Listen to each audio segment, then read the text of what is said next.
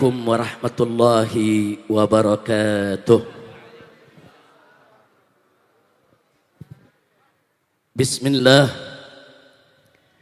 walhamdulillah, wala hawla wala quwwata illa billah. Ashhadu an la ilaha illallah wahdahu la syarika lah. Wa ashhadu anna sayyidana Muhammadan abduhu wa rasuluh la nabiyya ba'dah. Allahumma salli wa sallim wa barik ala sayyidina wa habibina wa syafi'ina wa maulana nabiyyina Muhammadin wa ala alihi at-tahirin at-tayyibin wa ashabihi al-ghurri al-mayamin wa man tabi'ahum bi ihsanin ila yaumiddin. Amma ba'd. Siyadatul habaib asy-syurafa wa sa'adatul ulama'il fudala wa fadilatul umara'il kurama wa jami'il hadirin wal hadirat al ahibba'il a'izza rahimakumullah. Fi hadhihi al munasabati as-sa'idah wa bimithli hadha al-ijtima'il mubarak la ansa an usiyakum jami'an wa nafsi bitaqwallah wa bi ta'ati Rasulillah sallallahu alaihi wasallam. Fa nas'alullah subhanahu wa ta'ala an yaj'ala jami'an minal muttaqin. Amin ya rabbal alamin. Ahibba'il kiram, sungguh bahagia kita bersyukur kepada Allah subhanahu wa ta'ala pada malam hari ini. Dengan izinnya subhanahu wa ta'ala kita kembali bisa berkumpul di tempat ini dalam rangka untuk bersama-sama melaksanakan reuni 212. Dan yang sangat membahagiakan pada malam hari ini kita bisa lihat kehadiran para habaib kita, para ulama kita, para tokoh kita yang secara representatif menggambarkan kepada kita bahwa kita semua yang datang dari berbagai ormas, berbagai kelompok begitu kompak, solid, bersatu. Alhamdulillah. Nah, saya mau tanya semuanya, lihat habaib, ulama, kiai, tokoh, aktivis semua bersatu di atas panggung ini. Bahkan tadi juga ada wakil menteri agamanya, ada bapak gubernurnya. Saya mau tanya semua, senang tidak? Senang tidak? Bersyukur tidak? Takbir, sallu ala nabi. Nah, hibail kiram, sebagaimana kita ketahui bahwa tema daripada reuni 212 tahun 2025 ini adalah dengan revolusi akhlak, ayo kita selamatkan NKRI dari penjahat. Dan kita terus berjuang untuk memerdekakan Palestina dari penjajah. Semoga tema ini diridhai oleh Allah subhanahu wa ta'ala dan ke depan kita bisa mewujudkannya. Amin ya rabbal alamin. Ahibba'il kiram, revolusi akhlak. Kenapa kita harus melakukan revolusi akhlak? Karena di negeri kita sedang terjadi darurat akhlak. Saudara, dari mana kita bisa tahu terjadi darurat akhlak? Lihat, saudara, maraknya aneka ragam kemunkaran, kemaksiatan di negeri kita, maraknya para penjahat yang menggarong kekayaan negeri kita, maraknya korupsi, banyaknya mafia, merajalelanya oligarki busuk. Semua itu saudara menjadi bukti betapa sedang terjadi darurat akhlak di negara kita. Kenapa orang tidak punya malu melakukan korupsi, saudara? Karena nggak punya akhlak. Kenapa mereka tidak punya malu merampas tanah rakyat? Karena nggak punya akhlak. Kenapa para mafia mengganggu saudara kita punya negeri? Karena tidak punya akhlak. Kenapa oligarki busuk terus merongrong kita semua? Karena tidak punya akhlak. Jangankan kita rakyat biasa, saudara, para koruptor, para mafia, para oligarki di kita punya negeri, presiden dia berani ancam kok. Presiden dia berani ancam. Presiden dia mau lawan, saudara. Kalau presiden aja diancam, apalagi kita semua, saudara. Maka itu sudah berulang kali saya ingatkan, saudara. Yang kita lawan ini bukan sembarang kelompok. Yang kita lawan ini bukan tembok yang tidak bergerak. Yang kita lawan ini bukan tiang yang tidak bisa bicara. Yang kita lawan ini ada kelompok mafia, kelompok oligarki busuk, kelompok koruptor, kelompok penjahat yang punya kekuatan politik, kekuatan ekonomi, bahkan berapa banyak kekuatan militer dan polisi yang mereka sogok, saudara. Maka itu saya mau tanya, lawan kita berat tidak? Berat tidak? Apa boleh kita hadapi sendiri-sendiri? Apa boleh ormas berjuang sendiri-sendiri? Apa boleh Habib berjuang sendiri-sendiri? Apa boleh kiai berjuang sendiri-sendiri? Apa boleh umat Islam berjuang sendiri? Maka itu saya tanya semuanya, siap bersatu, siap bersaudara, siap lawan mafia, siap lawan koruptor, siap lawan oligarki busuk. Takbir, sallu ala nabi. Saudara, sudah lama di kita punya negeri, dari semenjak saya kecil ada pantun tentang budi, saudara. Tegaknya rumah karena sendi, hilangnya sendi rumah binasa. Tegaknya negara karena budi, hilangnya budi negara binasa, saudara. Budi pekerti moral yang kalau dalam bahasa syariatnya adalah akhlak. Jadi saudara, bagaimana negeri kita mau maju? Di mana-mana para pejabat, saudara, teriak, ayo kita menuju badah thayyibah. Di mana-mana kalau sambutan teriak badah thayyibah. Dari mana datang badah thayyibah kalau akhlak tidak ditegakkan? Bagaimana mau jadi badah thayyibah kalau syariat tidak dijalankan? Bagaimana mau jadi badah thayyibah kalau kita tidak tunduk kepada hukum Allah dan Rasulnya? Betul? Maka itu saya mau tanya semua, siap revolusi akhlak? Siap revolusi akhlak? Siap tegakkan hukum Allah? Siap tingkatkan iman dan takwa?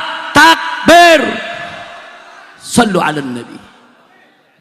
Dalam kesempatan ini satu ayat saja saya ingin sampaikan, saudara, untuk mengingatkan diri saya juga semua yang ada di sini sebelum kita akhiri. Firman Allah dalam surat Al-A'raf, ya ikhwan. Wallahu subhanahu wa ta'ala qala, walau anna ahlal qura amanu wattaqau lafatahna alaihim barakatin minas sama'i wal ard walakin kadzabu fa'akhadnahum bima kanu yaksibun. Shadaqallahul azim wa balagha an-nabi sallallahu alaihi wasallam. Ibadallah, dalam ayat ini sudah dengan tegas dan jelas Allah menyampaikan janjinya, ancamannya untuk kita semua, saudara. Di mana Allah menyatakan walau anna ahlal qura, andai kata penduduk negeri-negeri, saudara, dimanapun itu negeri, amanu, mereka beriman kepada Allah, wattaqau, dan mereka bertakwa kepada Allah. Apa Allah punya janji, saudara? Lafatahna alaihim barakat, niscaya pasti akan kami buka untuk penduduk negeri tersebut barakat, aneka ragam keberkahan. Bukan satu dua keberkahan, aneka ragam keberkahan. Minas sama'i wal ard, baik keberkahan yang Allah turunkan dari langit maupun keberkahan yang Allah keluarkan dari bumi, saudara. Keberkahan yang Allah turunkan dari langit bukan hujan saja, saudara. Ada cahaya matahari, ada ozon, ada oksigen, ada udara, ada lingkungan alam, saudara, yang mendukung kehidupan manusia. Begitu juga keberkahan yang Allah turunkan, saudara, dari bumi. Saudara, ada hasil pertanian, hasil perkebunan, pertambangan, perminyakan, saudara. Subhanallah, ini Allah punya janji. Lau anna ahlal qura amanu wattaqau. Kalau penduduk-penduduk negeri-negeri itu, saudara, beriman kepada Allah dan bertakwa kepada Allah, Allah janji la fatahna alaihim, niscaya pasti kami akan buka untuk penduduk negeri tersebut, saudara, barakat, aneka ragam keberkahan. Ini janji siapa? Jawab yang kompak, janji siapa? Janji siapa? Siapa yang maha menepati janji? Siapa yang maha benar dengan janjinya? Siapa yang maha agung? Siapa yang maha suci? Takbir. Allah yang maha menepati janji, yang menjanjikan, saudara, kalau penduduk negeri itu beriman, bertakwa, pasti Allah berkahi. Berkah alamnya, berkah daratnya, berkah lautnya, berkah gunungnya, berkah hutannya, berkah keamanannya, berkah ekonominya, berkah masyarakatnya, berkah pendidikannya, berkah politiknya, berkah segala-galanya, saudara. Syarat beriman dan bertakwa kepada Allah. Lalu bagaimana itu beriman dan bertakwa kepada Allah? Tadi dengan sangat singkat, padat, ringkas, jelas sudah disampaikan oleh orang tua kita, Syekhuna Kiai Haji Abu Bakar Ba'asyir hafizahullah ta'ala wara'ah. Bagaimana iman takwa kepada Allah? Udhulu fis silmi kafah. Masuklah kamu sekalian kepada dalam Islam secara utuh, sempurna, jangan setengah-setengah. Subhanallah, pesan beliau tadi singkat, padat, ringkas, jelas, tapi sangat dalam, ya ikhwan. Nama itu ahibail kiram. Allah sudah janji begitu. Kalau kita beriman bertakwa, Allah berkahi. Percaya dengan janji Allah? Sebaliknya kata Allah, walakin kadzabu. Akan tetapi ternyata penduduk-penduduk negeri-negeri, saudara, banyak yang mendustakan Allah. Mendustakan Allah, mendustakan ayat Allah, mendustakan hukum Allah, mendustakan aturan Allah. Saudara, mereka tolak Allah punya hukum. Kalau sudah begitu, apa Allah nyatakan, saudara, fa'akhadnahum bima kanu yaksibun, niscaya pasti akan kami siksa mereka akibat apa yang mereka lakukan. Jadi simple ayat ini, saudara. Kalau kita beriman bertakwa, Allah buka pintu keberkahan. Sebaliknya, kalau tidak beriman dan tidak bertakwa, apalagi mendustakan ayat-ayat Allah, siap-siap Allah akan kirim azab dan siksa, saudara. Nah karena itu yuk, saya mau ajak semua, saudara. Saya mau ajak semua.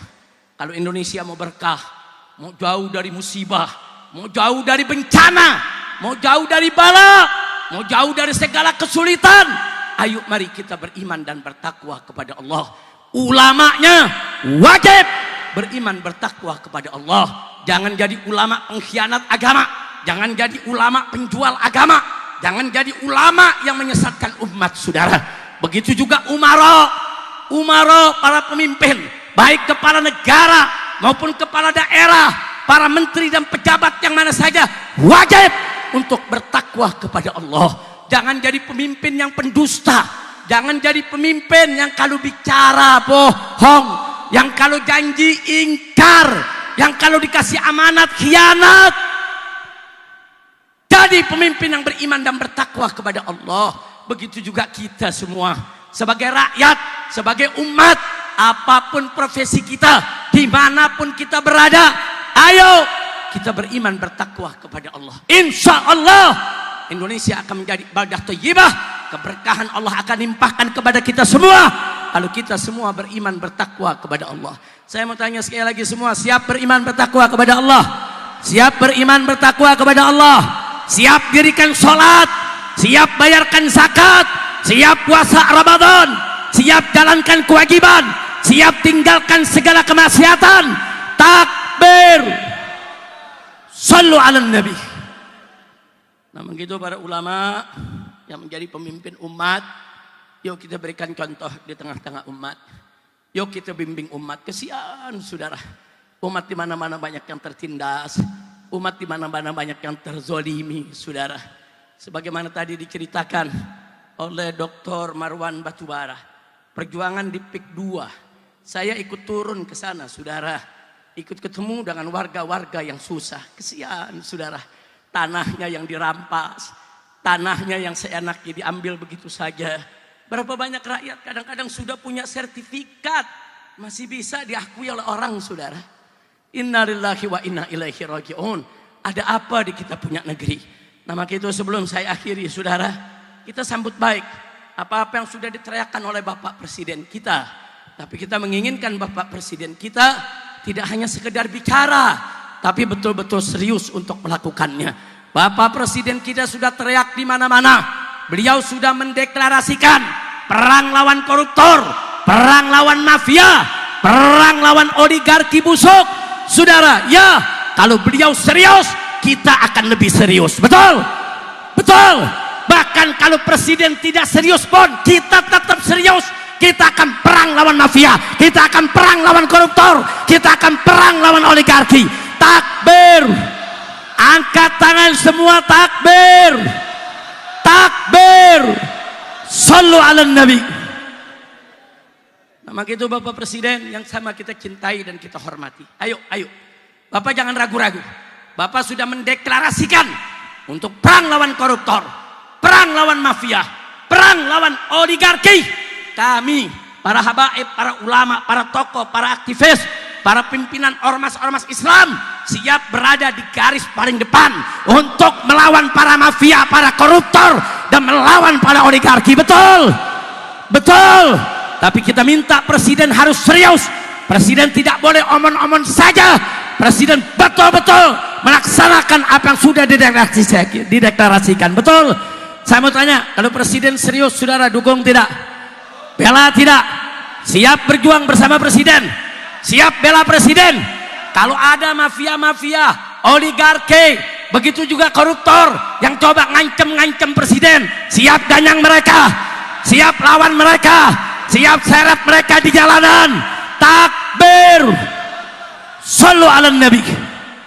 Nama kita pada malam hari ini, saya ingin mengajak sekali lagi, yuk jadikan koruptor, mafia, oligarki busuk sebagai common enemy, sebagai musuh bersama bagi kita semua.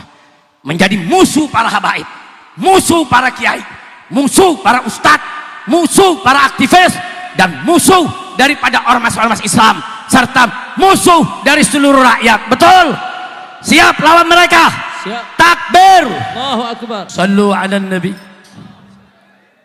Jadi mudah-mudahan Allah subhanahu wa ta'ala beri kita kekuatan untuk perang lawan koruptor, perang lawan mafia, amin, perang lawan oligarki busuk. Siap lawan mereka? Jadi kalau presiden serius melawan mereka, kita bersama presiden. Betul? Betul?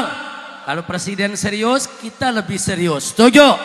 Kalau presiden tidak serius, kita tetap serius mau lawan mereka. Betul? Sekali lagi saya mau tanya semua, siap bersatu? Siap berjuang, siap lawan koruptor, siap lawan mafia, siap lawan oligarki busuk. Takbir. Enggak usah takut sama 9 naga. Besok 9-9-nya jadi 9 cacing sudah. Amin. Amin. Kalau umat Islam bersatu. Amin. Nah baiklah, saudara, akhirnya kita uji kebersatuan kita. Kita uji kebersamaan kita, saudara, pada malam hari ini dan seterusnya, dengan kita harus bersama-sama bahu membahu untuk memberikan bantuan ke Sumatera, saudara. Saudara, saudara, saya pernah punya pengalaman membawa 1.300 relawan, saudara, terjun ke Aceh pada saat tsunami. Kita duduk di sana berbulan-bulan, saudara. Kita evakuasi mayat, kita masuk merapikan, saudara, masjid, musola, daya-daya, kampung-kampung, supaya bisa dihuni lagi oleh manusia, saudara. Ya, orang-orang yang sedang dalam bencana semacam itu sangat-sangat membutuhkan pertolongan kita. Tadi Habib Ali, saudara, Ketua Hilmi sudah memaparkan kepada kita, saudara, bagaimana dulu Hilmi turun ke berbagai daerah, saudara. Apakah itu ke gunung meletus di Yogyakarta, saudara, ke erupsi di yaitu Sinabung di Sumatera Utara, berbagai macam bencana. kami tahu saudara, kami tahu dan kami paham mana bencana-bencana yang bisa dikatakan bencana biasa, bencana kecil atau sedang, dan mana yang dikatakan bencana yang besar. Maka itu saya sesalkan kalau sampai hari ini pemerintah belum mau saudara untuk menyatakan bencana yang terjadi di Aceh, Sumatera Utara dan Sumatera Barat sebagai bencana nasional. Padahal mari saya sampaikan, kita lihat catatan saudara. Per hari ini BNPB saja saudara, yaitu Badan Nasional Penanggulangan Bencana, sore hari tadi itu melaporkan saudara jumlah korban meninggal dunia ada 659 jiwa. Itu bukan jumlah sedikit saudara. Kemudian jumlah korban yang hilang, yang tidak diketahui nasibnya sampai hari ini ada 475 jiwa. Dan yang terluka ada 2.600 jiwa. Dan korban yang terdampak ada 3,2 juta jiwa. Bahkan pengungsi yang ada saat ini 1,1 juta jiwa saudara. Ini bukan jumlah sedikit saudara. Dan saudara, wilayah yang terkena gempa saudara bukan hanya satu lokasi. Di Aceh itu hampir semua kabupaten. Di Sumatera Utara saudara, Sumatera Barat bukan hanya satu kota, puluhan kota, puluhan kabupaten, semua terkena dampak. Sudah semestinya pemerintah segera menyatakan itu sebagai bencana nasional. Ada apa sih dinyatakan dengan tidak dinyatakan saudara? Kalau dinyatakan sebagai bencana nasional, maka penanganannya akan lebih fokus, akan lebih serius, dan membuka pintu bantuan untuk seluruh dunia yang mau datang, yang mau bantu. Kalau negara kita belum sanggup, jangan tutup pintu dengan bantuan dunia. Betul? Takbir. Nah, maka itu saudara, melalui daripada reuni 212 ini, dengan kita bacakan korban dan juga cakupan wilayah saudara yang terkena gempa begitu luas, maka sudah layak bencana yang terjadi di Aceh, Sumatera Utara maupun Sumatera Barat sebagai bencana nasional. Dan kita harus bahu membahu, habis-habisan bagaimana bisa membantu seluruh saudara kita yang di Sumatera. Betul? Duka Sumatera adalah duka kita semua. Betul? Duka Aceh adalah duka Indonesia. Duka Sumatera Utara adalah duka Indonesia. Duka Sumatera Barat adalah duka Indonesia. Duka Sumatera adalah duka kita semua. Gak boleh kita tidak peduli. Betul? Siap bantu Sumatera, siap bantu Aceh, siap bantu Sumatera Utara, siap bantu Sumatera Barat. Takbir. Maka itu saudara, kalau tadi panitia sudah mengumumkan di pintu-pintu sudah disiapkan saudara, tempat-tempat untuk kita menggalang dana. Silakan, ayo lewat ormas-ormas. Ini di sini hampir semua ada pimpinan ormas saudara. Silakan semua ormas-ormas kumpulkan dana sebanyak-banyaknya, sebesar-besarnya, kirim relawan untuk membantu saudara. Dan seluruh cabang FPI yang ada di Aceh maupun Sumatera Utara, begitu juga Sumatera Barat, sejak hari pertama terjadi gempa, semua sudah membuka posko-posko, dapur-dapur umum untuk membantu saudara-saudara kita. Ya, tapi banyak daerah yang tidak terjangkau. Tapi saya yakin kalau semua ormas bersatu, kita bagi-bagi peta, kita petakan wilayah, saudara. Wehdah masuk ke daerah mana, saudara. Begitu juga nanti GNPF masuk ke daerah mana, Persada 212 masuk ke daerah mana, Hidayatullah Ustadz kita masuk ke daerah mana.